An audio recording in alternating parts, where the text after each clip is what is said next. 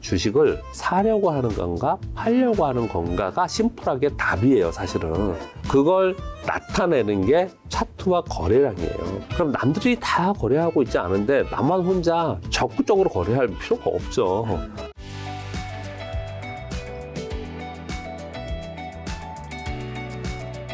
그럼 주식 투자 사람들이 심리로 이루어진 거라면 예. 투자자들이 심리를 정확하게 아는 것이 투자 상패를 좀 결정 지을 텐데 예.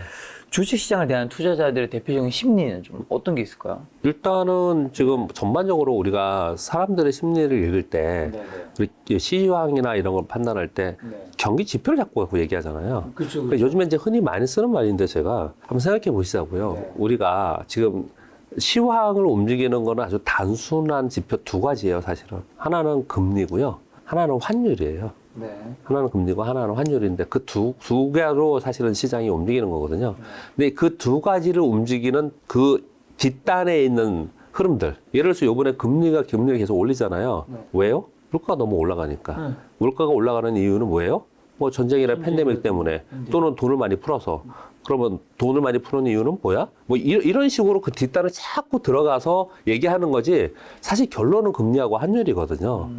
그런데 그것을 해석하기 위해서 너무 많은 우리가 뭐 유튜브도 듣고 공부도 하고 많은 얘기를 듣지, 뉴스를 듣고 많이 듣지 않습니까?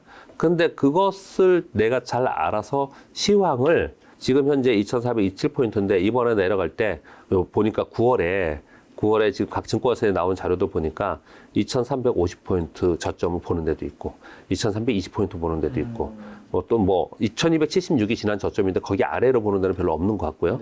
그런데 만약에 지수가 2320포인트 봤는데 그 아래 떨어져서 2300포인트 깼어요. 그럼 그 지수를 2320포인트를 딱 맞췄다고 해서 그게 수익률과 얼마나 연관성이 있냐라는 거예요. 그렇지 않아요. 만약에 여기서 올라간다고 해가지고 2650포인트를 보통 요즘 많이 보잖아요. 그게 한계일 것 같아요. 저도 그렇게 보는데 2650포인트 올라간다 하더라도요. 2650포인트를 가냐, 생각보다 더 가서 2800포인트 가느냐에 따라서 내가 수익률이 얼마나 많이 달라질 거냐는 거예요. 그냥 지수만 갖고 매매하는 사람은 달라지겠지만 우리는 종목을 매매하는 사람들이거든요. 그렇기 때문에 어떤 표현을 드리고 있냐면 너무 우리가 많은 것을 알려고 하고 저희는 방송을 하는 사람이니까 그런 각 지표들을 보고 그걸 입을 통해서 여러분께 전해드리는 거거든요. 근데 실전 투자자들은 그걸 그렇게까지 다 알 필요도 없어요. 그리고 누가 맞다 틀리다도 따질 필요도 없고 그냥 들으면 돼요. 그냥 듣고 그렇구나. 지금 상황이 그렇겠구나. 그냥 이렇게 들으면 그걸로 다 된다. 이렇게 생각을 좀 합니다. 그래서 왜 제가 질문에 다른 이 얘기를 많이 하고 있냐면요. 우리가 그 사람들의 심리를 읽는 것을 경기 지표나 경제 흐름이나 이런 것들을 갖고 통찰력을 갖고 막 이렇게 하기에는 우리가 저희는 이게 직업이잖아요. 직업이 주식 투자자는 아니지 않습니까, 여러분들은. 그렇죠. 그러니까 그런 걸 가지고 하시려고 하지 마시고요. 그냥 사람들의 심리라는 거는 주식 투자자들의 심리를 얘기하는 거잖아요. 주식 투자자들이 지금 주식을 사려고 하는 건가 팔려고 하는 건가가 심플하게 답이에요, 사실은. 그냥 어느 누구라도 지금 앞에 만약에 100분의 청중이 계시다면 제가 오프라인 강의를 하면 꼭 이런 걸 해요. 자, 지금 주식을 사야 됩니까? 손 들어보세요. 지금 어느 정도 될 것 같아요? 지금이요? 네. 한 10에서 20명 드나요? 제가 한 10분 정도 될 것 같은데 그분들은 아마 이럴 거예요. 뭐 지금 싸니까 사서 들어서 장기적으로 가면 이렇게 생각하시는 분도 있기 때문에 아무튼 있어요. 근데 뭐 많지 않을 거예요. 그럼 지금 주식을 다 팔아야 됩니까? 이것도 많지 않을 거예요. 지금의 상황은 주식을 사는 타이밍이기에는 지금 더 안 좋은 상황이 있을 수도 있다라는 두려움을 갖고 있는 거고요. 또 주식을 또 팔기에는 늦었죠. 네, 늦었고 이미 손실도 많이 나 있고 여기서 한 번 더 떨어진다 하더라도 이제는 여기서 한번 참아야 되지 않겠냐라는 의견들을 좀 많이 가지고 있는 거거든요. 물론 팔고 밑에 사겠다라는 걸 할 수 있지만 그게 쉽지 않잖아요. 그래서 지금 파는 것도 애매하다 이렇게 대답을 하실 거라고요. 그러면 남은 게 뭡니까? 관망이죠. 관망이죠. 내가 어떤 주식을 가지고 남들이 다 그렇게 생각한다는 얘기는 그게 주식시장의 지금 현재 심리라는 거거든요. 그렇게 러프하게 말씀을 드릴 수 있는 것이고요. 그걸 나타내는 게 차트와 거래량이에요. 그중에 핵심이 거래량입니다. 핵심이 거래량이에요. 거래량이 현저하게 줄고 있습니다. 여러분 제가 보여드릴게요. 코스피 지수로 한번 말씀을 드려볼게요. 지금으로 한번 보시면요. 그 2021년도에 고점을 찍었을 때 삼성전자 고점 찍을 때 거래량이 이렇게 됐었어요. 그 전에 이렇게 쭉 거래량이 늘었잖아요. 좋을 때였네요. 그리고 이제 최고점 찍었을 때도 거래가 이렇게 많이 늘었어요. 이 얘기는 사람들이 열광하면서 거래를 막 활발하게 했다라는 거예요. 네. 활발하게 했다라는 거예요. 그러다가 쭉 내려오는 데 거래가 많이 줄었어요. 이렇게요. 네. 좋은 현상이었어요, 사실은. 그러니까 내려올 땐 거래가 별로 없는 게 좋아요, 사실은. 그런데 이건 이제 지수니까 개별 종목에서는 더더욱 맞는 거고 이건 지수니까 이거 계속해서 거래가 됐겠죠. 그리고 나서 언제 거래가 이렇게 늘었냐면요. 얘가 더 이상 못 가고 이렇게 있는 동안에 거래가 늘었다는 얘기는 많이 팔았다는 얘기예요. 그리고 다시 급락을 맞은 6월에 급락을 맞았거든요. 지금 거래량 보세요. 이거 비교가 안 되잖아요. 이때 거래량이요. 네네네. 이 얘기는 전부 다 별로 거래하지 않고 있다라는 거예요. 그럼 남들이 다 거래하고 있지 않은데 나만 혼자 적극적으로 거래할 필요가 없죠. 그럴 필요가 없겠죠. 네. 남들이 막 팔고 있는데 나 혼자 사고 있는가? 네. 남들이 막 사고 있는데 나 혼자 걱정하면서 팔고 있는가? 네. 이걸 생각을 지금 하는 거예요. 네. 근데 그게 거래량에서 나옵니다. 네. 개별 종목에는 더 적극적으로 나오고요. 그냥 한 가지 그냥 뭐 실전적으로 하나 더 말씀드릴게요. 오늘은 뭐 이 종목이 어떻게 되는지 모르겠지만 이 종목은요, 이거 자동차 부품 회사잖아요. 지금 오늘 폭락하는데 플러스네요. 이거 역사적 신고가 내고 있는 거예요. 아, 이게 신고가요? 역사적 신고가예요. 이거 보세요. 어. 연봉입니다. 이게 여러분. 연봉. 이 1년, 2년, 3년, 4년의 연봉이고요. 힘든 장이에요. 이게 월봉이고요. 네. 이게 주봉이고 이게 일봉이에요. 뭘 설명을 잠깐 드리려고 하냐면 여러분들이 갖고 계시는 종목을 어떤 건 좀 정리해야 되고 어떤 건 더 사야 되고 어떤 거 보여야 되고 이런 것들을 볼 때 제가 지금 사람들의 심리가 어떻게 일어나는가를 말씀드리려고 하는 거잖아요. 거래량 그래요. 이 SL을 보면요. SL을 보면은 우리 매매 기술에 다 있는 내용이에요. 이번에 매매 심리에도 요 부연 설명을 드렸고요. 이런 내용들을 이거 보시면 이렇게 거래가 현저하게 늘어나 있잖아요. 터졌죠. 거래가 터졌지 않습니까? 이거 여러분 다 아시잖아요. 네. 그러니까 장대 연봉이 이렇게 나왔어요. 이 얘기는 뭐예요? 이게 주식시장의 핵심이에요. 사야 되는 신호? 사람들이 샀는데 어떻게 샀어요? 가격을 올리면서 산 거예요. 가격을 올리면서. 네네. 거래량이 늘었다고 무조건 좋은 건 아니에요. 네. 가격을 올려서 많이 샀다고 좋은 것도 아니에요. 가격을 올리면서 샀냐가 중요한 거예요. 이게 심리인 거예요. 가격을 올리면서. 사람들이 더 비싼 가격이라도 빨리 사고 싶었던 거예요, 이거를. 가격을 올리면서 확인할 수 있는 게 이제 거래량이 터지면서 양봉인 장대 거죠. 양봉이 양봉인 나오면, 거죠. 네. 그러다가 얘가 이렇게 있었는데, 물론 하루 요때는 악재가 한번 있었어요. 그런데 곧바로 아래 꼬리가 이렇게 달랐죠. 네. 밑에 저가 매수가 있었다라는 거예요. 그렇죠. 자, 요거만 빼고, 요거는 지금 특별한 날이었고요. 이거 보면 거래가 이렇게 없죠? 없는데. 없다는 얘기는 이거는 이때 산 사람들이 안 팔고 있다라는 거예요. 그렇죠. 그러니까 사람들이 팔기 싫어하는 거예요, 이거는요. 네. 심리, 이게 심리예요. 네네네. 그러니까 얘는 더 가는 거예요. 사고자 하는 심리가 더 있기 때문에 얘는 더 가는 거예요. 아주 심플한 겁니다. 네. 간단한 원칙이에요. 그래서 그냥 제가 매수 3원칙, 매도 2원칙을 그냥 정해놓은 거예요. 그럼 이거 언제 파느냐? 이런 거래량이 생겨요. 네. 사실은 이날 저도 조금 팔았어요. 네. 이런 거래량이 생겨요. 그런 날 이게 아래 꼬리가 아니고 음봉을 이렇게 주고 끝났다. 네. 이런 음봉을 끝났다. 그럼 매도세가 강한. 예, 매도 가니까 그거는 사람들이 팔려고 하는구나. 빨리 나도 팔아야겠다. 그럼 나도 같이 팔자. 어. 라는 거라는 거죠. 네. 이걸 너무 복잡하게 생각한다는 거예요. 이 보통 차트리스트들은요, 이 밑에다가 보조지표를 한 10가지 정도 넣어놓죠. 네. 여러 가지 보조지표를 막 넣어놓고 그거 가지고 매수 신호, 매도 신호 그러지 않습니까? 네. 근데 아주 기본적인 속성, 주식시장의 속성이라는 거는 사느냐 파느냐는 거거든요. 예전에 지금 그분이 정년퇴직 하셨나? 예전에 저 선배님 한 분이 약간 능구렁이 같은 분이신데 맨날 그래요. 저보고 물어봐요. 이게 오르네? 그래서 글쎄 왜 그러는 것 같아? 뭐 이렇게 물어요.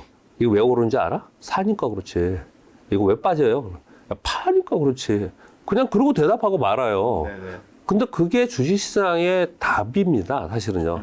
근데 왜 사람들이 사려고 하느냐, 팔려고 하는가의 이유를 우리가 가치 분석과 성장 분석 이런 것들을 찾는 거지 않습니까? 그렇죠. 그런데 그게 틀린 경우가 너무 많잖아요. 네. 그리고 너무 어렵잖아요. 그러니까 가능하면은 내가 눈으로 확인할 수 있는 사람들의 움직임의 심리, 네. 요거를 그냥 계속해서 읽으려고 노력하는 게 굉장히 중요한 핵심 포인트다라고 생각을 합니다. 그래서 평소 거래를 하실 때 유심히 보시는 지표 두 가지가 거래량과 봉. 예. 그럼 거래량과 봉과 관련해서 그냥 끝이에요, 끝. 더 이야기하실 게 있을까요? 이제 그것만 있으면 끝이에요. 네. 그래서 제가 네. 매매 기술에서 얘기한 그 매수 1원치, 2원치, 3원치 한번 말씀드려볼까요?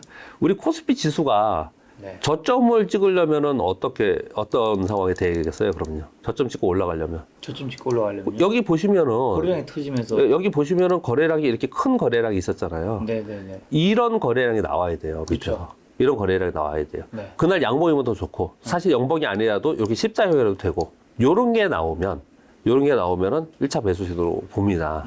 1차 매수 시도로 보고요. 그리고 이게 지금 보시면 미국하고 지금 시황 잠깐 설명드릴게요.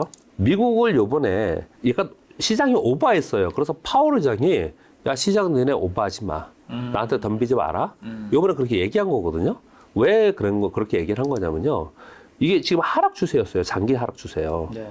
그러면 보통 추세선으로 볼 때 올라갈 때도 그래요. 올라갈 때는 아래에 긋는 거고 내려갈 때는 위에 긋는 겁니다. 여러분 참고로. 얘가 이렇게 움직이면은 하락 추세를 볼 때 얘네들이 빠졌다가 맞고 내려오고 빠졌다 맞고 이게 하락 추세잖아요. 기본적인. 근데 이게 앞으로도 어떻게 그러냐? 아니 근데 과거 보면은 정말 이렇게 잘 움직였어요. 그래서 차트는 지나고 나면 다 맞다라고 많이 하잖아요. 그래서 이번 책에도 그런 거 왜 그런지 설명을 제가 해놨습니다. 이렇잖아요. 근데 요번에 이렇게 가버렸잖아요. 잘 보세요. 그렇죠, 그렇죠. 그걸 넘어섰습니다. 이게 오버슈팅 한 거예요. 이게. 왜냐? 시장이 뭘 바라봤냐면요. 연준이 올 연말까지 약 3.5에서 3.75, 4% 이내에 기준금리 만들어 놓고 이제는 이제 인플레이션 지표 둔화되고 하면은 경기가 안 좋으니까 내년도에는 그렇죠. 금리 인하할 거야. 금리나 이나. 네, 금리 인하 얘기가 딱 나오면서 10년 만기 국채 수익률이 2.7%까지 떨어졌어요. 그런 시장이 그걸 바라보면서 올라간 거거든요. 그러니까 파월 의장이 걱정을 뭘 했겠습니까? 많이 방송하셨으니까 아시겠죠. 뭘 걱정했을까? 이게 올라가면서. 네. 그리고 국채 수익률이 떨어지면서 뭘 걱정했을까요? 뭘 자칫 잘못하면은 기대 인플레가 다시 올라갈 수 있어요. 이게. 기대 인플레이션은 심리입니다. 심리. 심리. 사람들이 내년도에 금리 인하할 거야 네. 라는 심리를 가지고 있으면 금리 인하하면 다시 돈이 풀리는 거잖아요. 네. 그럼 물가 다시 오를 거야. 네. 그러면서 기대 인플레가 올라가 버리면 꽝 내는 거. 여태까지 고생했던 거 다 꽝이에요 지금. 그러니까 아주 강력하게 덤비지 마. 내년에 금리 인하 안 할 거야. 이 높은 금리를 계속 유지할 거야. 확실하게 인플레이션이 2%까지 가지 않는 이상 우리는 강력하게 할 거야. 이렇게 얘기를 한 거예요 이번에요. 네. 그러다 보니까 아씨 우리가 좀 너무 오버했네. 오버했구나. 그래서 이게 내려온 거예요. 이게 다시 지금 요 상태잖아요. 자, 그림 잘 보세요. 그럼 부장님 말씀 들어보면 네. 앞으로 그림은 예. 다시 밑으로 내려가서 오른쪽 위에 부딪히면서 살짝씩 계속 치고는 못 올라갈 것 같은 느낌이네요. 그렇죠. 치고 못 간다고 보는 거죠. 지금은요. 치고 갈 모멘텀이 지금 현재 없으니까. 네, 네. 치고 가는 모멘텀은 뭐겠습니까? 여러분 그냥 아주 심플하게 생각하시면 돼요. 여기서부터 올해 1월부터 빠졌잖아요. 우리나라는 작년 7월부터 빠졌습니다. 네, 네. 우리는 미국은 1월부터 빠졌잖아요. 여기서 빠진 이유가 아주 심플하게 있습니다. 첫 번째. 여기 지금 글씨, 제가 여기는 어떻게 그리는지 모르니까 그냥 이렇게 쓸게요. 첫 번째, 금리 인상, 그렇죠. 양적 긴축, 네. 양적 긴축. 유동성을 축소하는 거잖아요. 네. 그렇죠? 두 번째, 물가, 인플레이션인데 이건 물가라고 저는 표현하지 않고 팬데믹과 전쟁, 네. 궁금한 이슈 때문에 그랬잖아요. 네.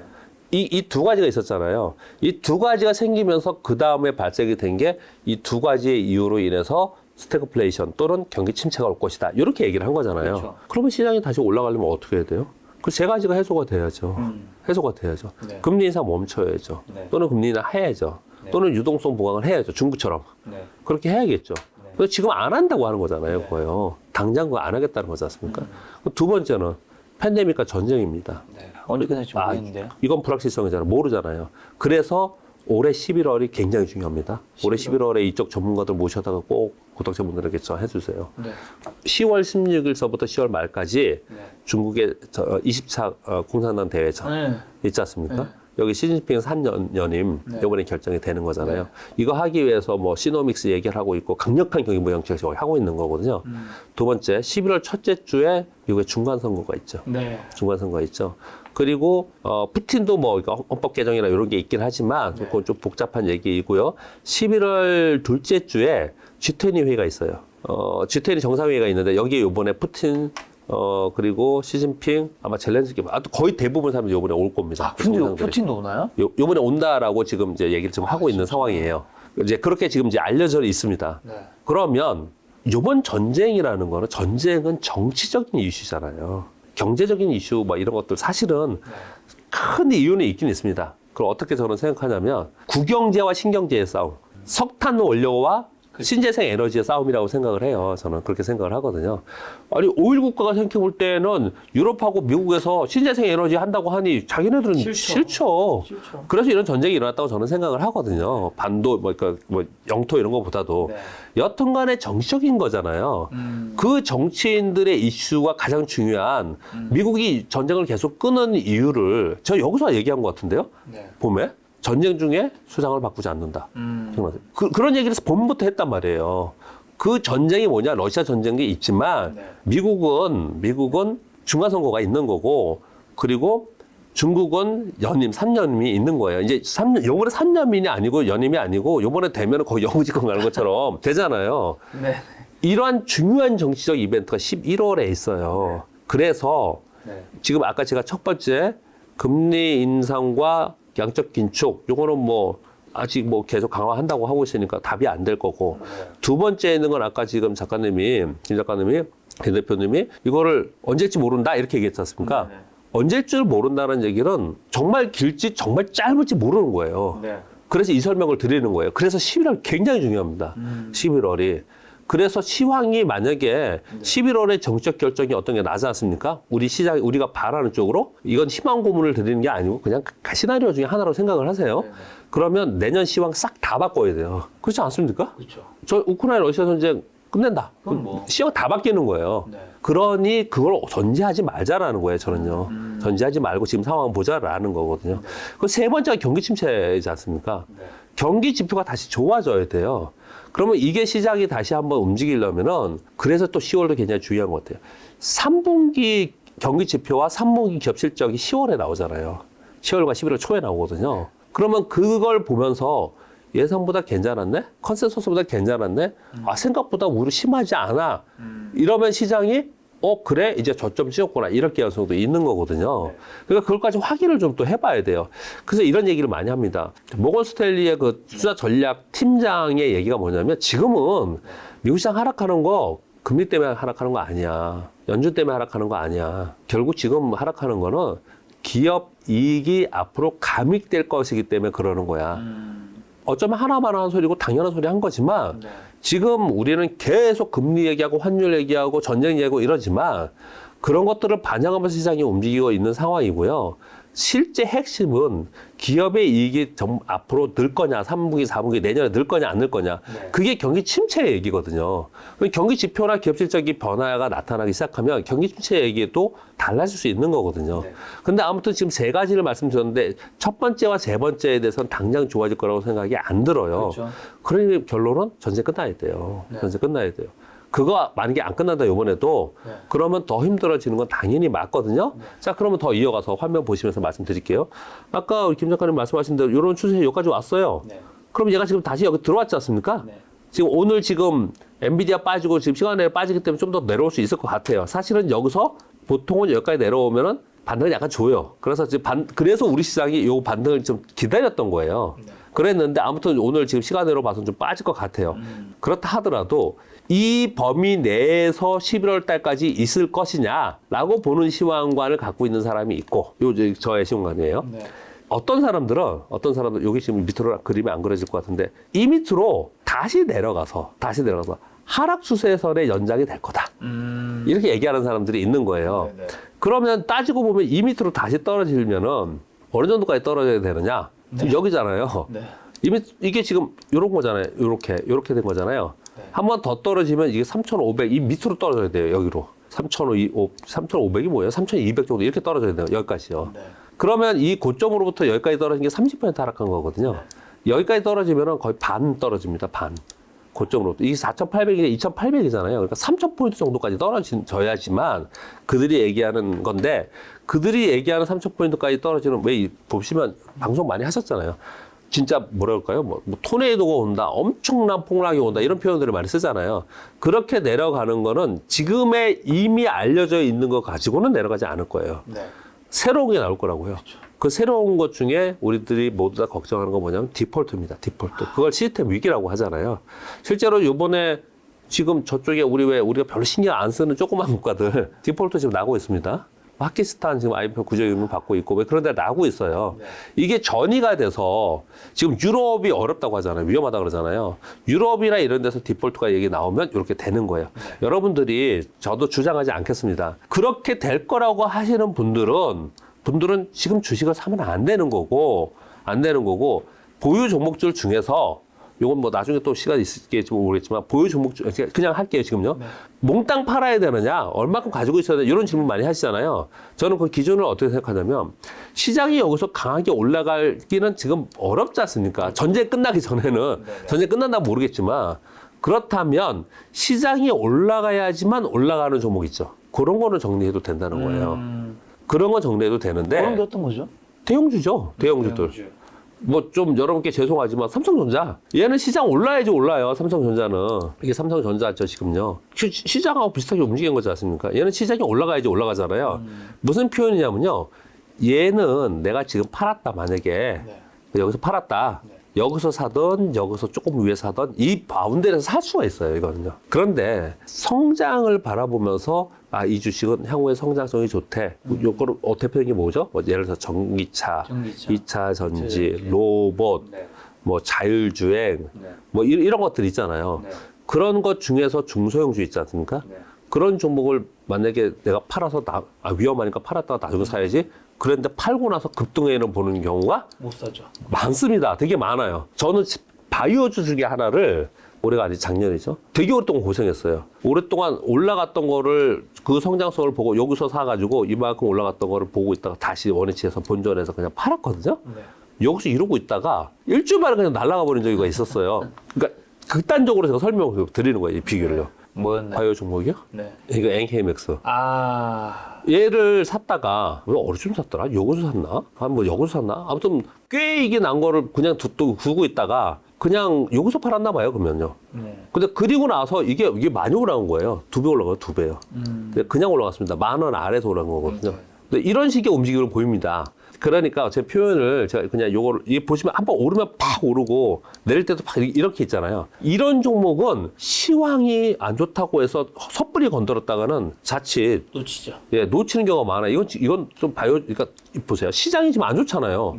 얘는 지 혼자 올라가잖아요. 그러니까 이런 거는 시황하고 연관되면 안 된다는 거예요. 그러니까 내가 현금을 좀 만들거나 뭘 하려고 한다면 패시브로 움직이는 종목들, 시황과 연관되는 종목들은 팔아서 언제든 다시 살 수 있지만 그렇지 않은 것들은 좀 더 지켜보면서 따로 가져가야 된다. 이 달리해야 된다. 이렇게 좀 지금 말씀해 주신 거에서 그럼 책에 있는 내용으로 두 가지 질문 드려보면 삼성전자 아까 590만 명이라 하셨나요? 사실 삼성전자 계속 모으면 뭐 부자가 될 수 있다라는 영상이 굉장히 엔젤 많았는데 책에도 삼성전자 장기 투자하면 뭐 부자가 될 수 있는가에 대한 질문을 던지더라고요. 그거는 이제 책의 내용은 어떻게 그런 의미, 삼성전자를 의미를 든 게 아니고요. 어떻게 말씀을 좀 드렸냐면요.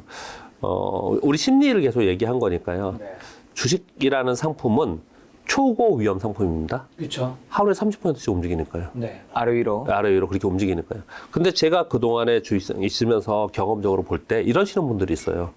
은행 이자도 얼마 안 되고 연간 한 10%, 15% 정도의 수익이 났으면 좋겠다. 또는 용돈이나 좀 벌기 위해서 나 좀 했으면 좋겠다. 그리고 주식 투자 안 하면 시대에 뒤처지는 것 같으니 그냥 뭐 우량주 사가지고 기다리면 뭐 좀 조금 나오지겠지. 이렇게 생각하면서 주식시장에서 입문하시는 분이 계시다면 저는 하지 않아야 된다. 왜냐하면 시장이 플러스 마이너스 30으로 움직이는 아주 위험한 시장. 고위험 상품이기 때문에 그렇다는 거예요. 또 두 번째 포인트는 뭐냐면 이제 심리와 연결을 하는 겁니다. 그런 마인드를 갖고 있는 분들은 그런 분들은 삼성전자 이런 거 사게 돼 있어요. 이런 주식을 사게 돼 있어요. 삼성전자 나쁘다는 게 아니고 카카오 사고 네이버 사고 이런 걸 사게 돼 있습니다. 왜냐? 많이 떨어진 종목이 안전해 보이거든요. 근데 주식시장에 있었던 분들은 아마 10이면 10, 100이면 100 다 똑같은 얘기를 합니다. 시장은 많이 떨어진 종목은 떨어진 이유가 있는 거고요. 올라가는 우상향하는 종목 있잖아요. 우상향하면서 움직이는 종목은 그만한 이유가 있는 거예요. 그래서 올라간 종목에서 수익률이 더 극대화되는 거지 떨어진 종목에서 수익률이 극대화되는 경우가 이렇게 많지 않다는 거예요. 물론 성장주를 가지고 장기적으로 투자하는 경우는 달라요. 시황하고 다르게. 그건 약간 다르겠지만 전반적으로 이렇게 표현할게요. 상품은 내가 더 대하는 대상은 위험한 거예요. 나는 성향이 보수적이야. 거기에 마찰이 생기는 거예요. 계속 마찰이 생기면서 못하는 거예요. 그 투자를요. 네. 그거를 또 책에는 어떤 걸 썼냐면은 적합성 지원 이론이라는 거 제가 썼는데 이거는 사실은 그냥 우리 주식의 용어가 아니고 다른 용어인데 이런 거예요. 지형이라는 게 좀 평탄한 지형이 있을 수 있겠죠. 그리고 조금 평탄한 것보다 조금 위험한 네. 거친 지형이 있을 수 있겠죠. 네. 그리고 아주 거친 지형이 있을 수 있겠죠. 네. 평탄한 길이 있을 수 있겠고 언덕이 있을 수 있겠고 계곡이 있을 수 있잖아요. 네. 그 주식하고 연결해 보면 사이클대로 움직이고 시황 따라서 움직이는 종목들, 대형 여러분들이 좋아하시는 대형 우량주는 그냥 평탄한 거에 들어 있어요. 평탄한 거에. 그리고 약간 거친 것에 들어가 있다고 하면은 대형주이지만 성장 그룹에 들어가, 뭐 LG에너솔루션 이런 것들도 될 수 있겠죠. 그렇게 좀 약간 성장 그룹에 들어가 있는 걸 얘기하는 거고, 그리고 거친 지형이라 하는 것은 그냥 성공하면 대박이고, 아니면 꽝 내는 뭐 제약 바이오, 항암제, 뭐 자율주의 이런 것들 있잖아요. 이게 거친 지형에 있는 주식이거든요. 네. 생각을 해보세요. 평탄한 지형에 있는 삼성전자나 이런 주식만 매매, 이거 사실 평탄하지도 않죠. 마이너스 25% 났으니까. 우량주라고 손실이 들라고 거친 지형이라고 이 손실이 많이 나는 게 아니라는 설명을 계속 드리려고 하는 거고요. 두 번째는 이 평탄하다고 생각하는 삼성전자를 매매하던 사람이 거친 지형에 있는 주식의 매매를 못 합니다. 그렇죠, 그렇죠. 굉장히 어렵습니다. 네. 만약에 평탄한 지형의 삼성전자를 갖고 대형주 갖고 거래하시는 분이 나는 손절매를 마이너스 10%로 정해놓을 거야. 이랬단 말이에요. 이런 룰을 가지고 거친 지형의 주식을 갖고 매매하면 계속 손절매, 100%다 손절매야 됩니다. 이 등락이 심하니까. 그렇지 않습니까? 그렇죠. 반대로 거친 지형에 있었던 것들을 잘하던 사람이 이쪽에 있는 대형주 거래를 네. 못하겠죠. 왜냐면 주식을 몰라서 못하는 게 아니고요. 자기 심리가, 마음이 이거 답답해서 못해요. 그냥 좀 기다렸다가 조금 그걸 참으면 되는데 좀 기다렸다가 아우 답답해 죽겠어. 그래서 그냥 손절을 해버릴 거예요. 그럴 가능성이 높아요. 그러니 사람들마다 본인의 성향이 있는 것이고요. 네. 그 성향에 맞는 지형을 그리고 종목을 찾는 거고 거기에 맞는 투자 전략이 따로 있는 것이거든요. 네. 그런데 기본적으로 제가 지금 세 가지의 지형을 얘기는 하긴 했지만 네. 주식시장 자체는 통으로 털어서는 거친 거예요. 굉장히 거친 지형입니다. 그렇죠. 근데 나는 내 마음이 굉장히 보수적이어서 안정지향적이야. 이걸 안 된다는 거예요. 그래서 안 된다는 표현을 쓰는 거예요. 주식시장에 들어오시면은요, 거친 지형에 도전해야 됩니다. 도전해야 되고, 주식 투자를 하면서 내가 마이너스 20% 요번에 났어. 주식시장에서는 하시라도 그럴 수 있는 거예요. 연기금이 마이너스 지금 15% 환율 따지면 20% 났대요. 운영사들 오늘 아침에 제가 애널리스트 후배랑 얘기를 잠깐 했는데 운영사들이 지금 얼마나 날 것 같아요? 마이너스 30%. 아크케이는 마이너스 70% 났습니다. 상반기에. 내가 투자를 하고 있는데 마이너스 20%를 난 게 너무 힘들고 괴로워서 나는 이거 진짜 이러시는 분들이 계시다면 주식시장하고 안 맞는 거예요. 안 맞는 겁니다. 20%의 손실을 내가 감수하고 여기서 내가 적극적으로 어떻게 대응하고 어떻게 이걸 고비를 넘어가고 그 다음 투자를 어떻게 해야 되는가를 고민하시는 분들이 다음에 올라갈 때 20% 목표로 하지 마세요. 2배, 3배를 목표로 하는 거예요. 그런 종목을 찾아서 그렇게 거래를 하는 거라는 표현을 제가 드리는 건데요. 그래서 본인의 심리를 시장에 맞춰서 가야 된다라는 거죠. 근데 아무리 해봐도 나는 안 돼. 그러면 저는 이렇게 말씀드리고 싶어요. 사실 2021년 그때도 여기 와서도 몇 번 말씀드리고 근데 뭐 사후적으로 자기 빠졌는데 그런 얘기 왜 이해하냐 이럴지 모르겠지만 일관적으로 말씀드린 게 하나가 있습니다. 뭐냐면 우리가 꼭 주식 투자 안 해도 먹고 사는데 시장 없이 사는 분들 살 수 있는 분들 많아요. 그거 안 해도 됩니다. 사실은 그거 안 해도 주식투자는 재테크라는 거잖아요. 네. 이게 생업이신 분들은 이제 해야겠지만 생업이 아니신 분들은 여태까지 주식 안 해도 사셨잖아요. 그런데 나하고 맞지 않는 주식을 시장에 들어와가지고 계속 해야 되느냐? 네. 저는 그거는 좀 불행한 길이다. 그렇게 생각을 좀 합니다. 그래서 만약에 롱텀으로 주식 투자를 계속 하려고 한다면 시장이 뭔지 시장을 대하는 심리, 주가 움직임을 내가 바라보는 심리 이런 것에 대해서 좀 더 이번 기회에 고민을 좀 해보시고 그런 것들이 어느 정도 되시면 시장이 조금 더 잘 보이고 그리고 조금 어렵지 않게 단순화해서 볼 수 있지 않을까 그런 바람이 있는 겁니다. 제가 바람이요.